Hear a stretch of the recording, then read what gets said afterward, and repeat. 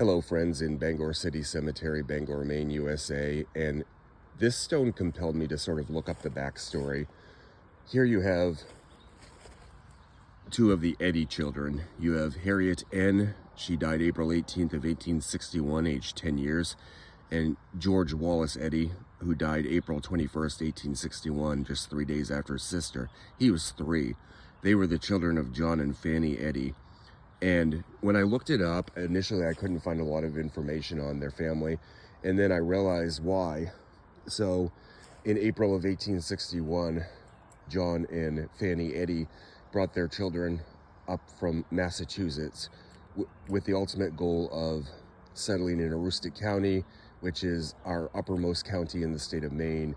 Even today, it's very low population and not a lot of economy, but it's possible that he wanted to buy a little bit of land up in Aroostook and settle in as a farmer, potatoes being the top crop up there.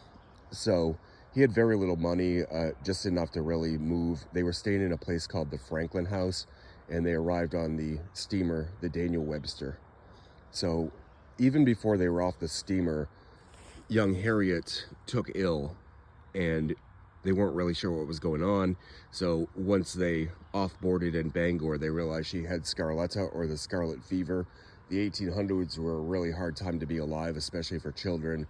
There was tons of different diseases going around, and unfortunately it took out a lot of young people and older people alike.